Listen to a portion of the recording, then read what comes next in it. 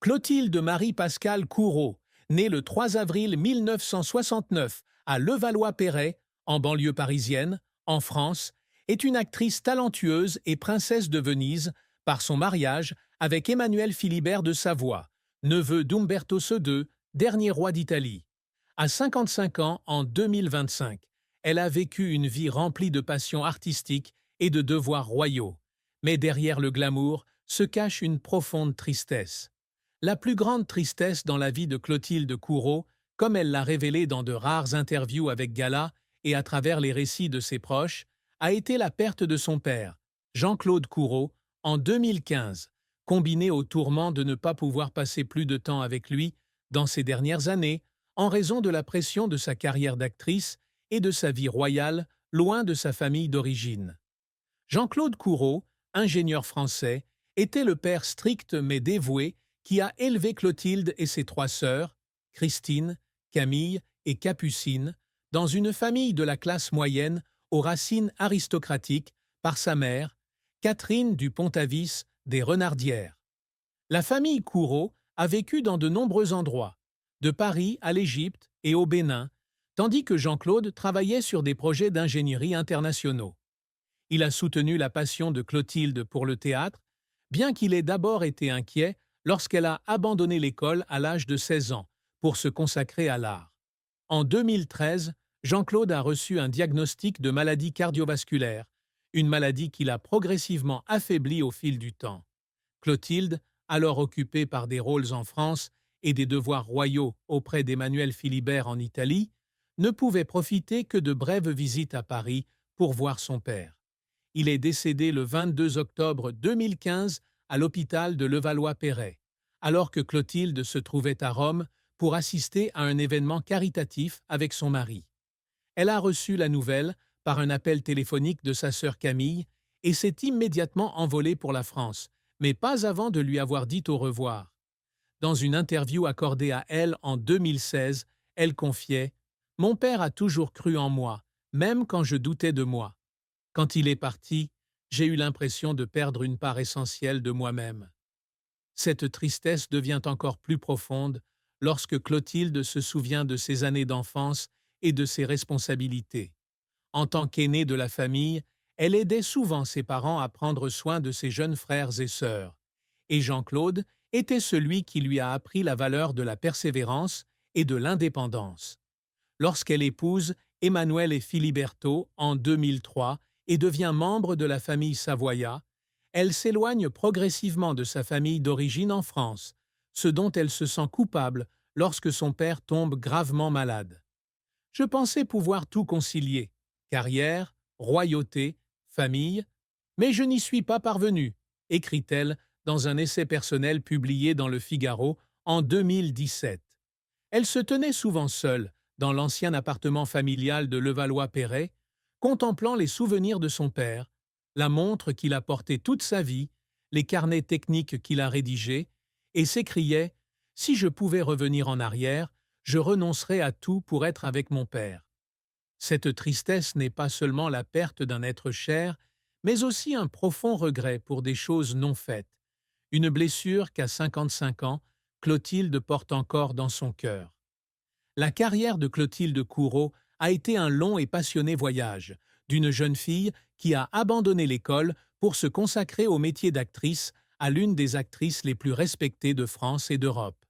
Elle débute sa carrière en 1988, à l'âge de 19 ans, avec un rôle scénique dans L'Avare de Molière, au Théâtre de l'Atelier, à Paris, aux côtés de Michel Bouquet. Son talent est rapidement remarqué et elle fait ses débuts au cinéma en 1990 dans le rôle de Nathalie dans Le Petit Criminel de Jacques Doyon. Ce rôle lui vaut le prix de la meilleure actrice aux European Film Awards et une nomination au César du meilleur espoir féminin, marquant un tournant majeur dans sa carrière. Depuis, elle est apparue dans plus de 50 films et émissions de télévision, avec des rôles notables tels qu'Annetta Gulesh dans La vie en rose, 2007, Manon dans L'ombre des femmes, 2015, et Gisèle Halimi dans Le viol, 2017, établissant son statut d'artiste aux multiples talents. Clotilde connaît son plus grand succès dans les années 1990 et 1000.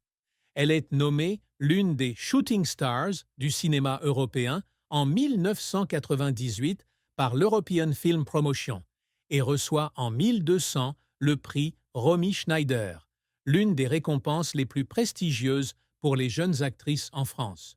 Son rôle dans Élisa, 1995, lui vaut 2 nominations supplémentaires au César, meilleure actrice dans un second rôle et meilleur espoir féminin, qui assoit sa réputation.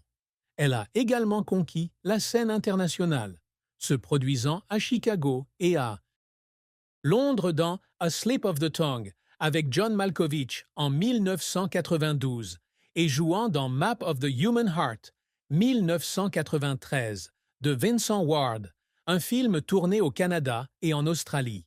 Des projets télévisés comme La Source 2013 et Rebecca 2021-2022 ont attiré des millions de téléspectateurs en France, tandis que son rôle dans La Môme, le film oscarisé, a fait connaître son nom au-delà des frontières européennes.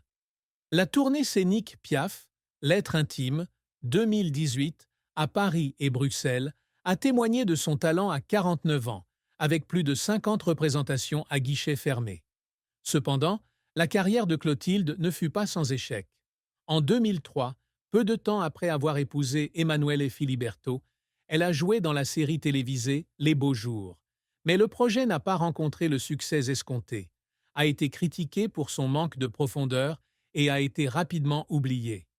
J'ai pleuré en lisant les critiques, confiait-elle au Monde en 2004. Je pensais avoir perdu l'amour du public. Nouvel échec en 2011, lorsqu'elle investit dans la comédie musicale Irma la Douce, au théâtre de la Porte Saint-Martin. Malgré une promotion importante, la pièce a été critiquée pour son manque de créativité et a été annulée prématurément, ce qui lui a coûté des dizaines de milliers d'euros. Elle était assise seule dans sa loge, après le dernier spectacle, sanglotant. Je pensais que c'était ma chance de prouver que j'étais plus qu'une princesse. J'avais tort. Les efforts pour surmonter les difficultés ont également fait pleurer Clotilde à plusieurs reprises.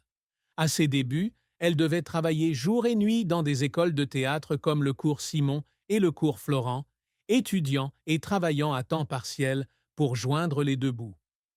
Lors de sa première audition pour Le Petit Criminel, elle pleure à la fin du tournage, craignant de ne pas être à la hauteur. « J'avais peur qu'on se moque de moi », confie-t-elle à Paris Match en 1991.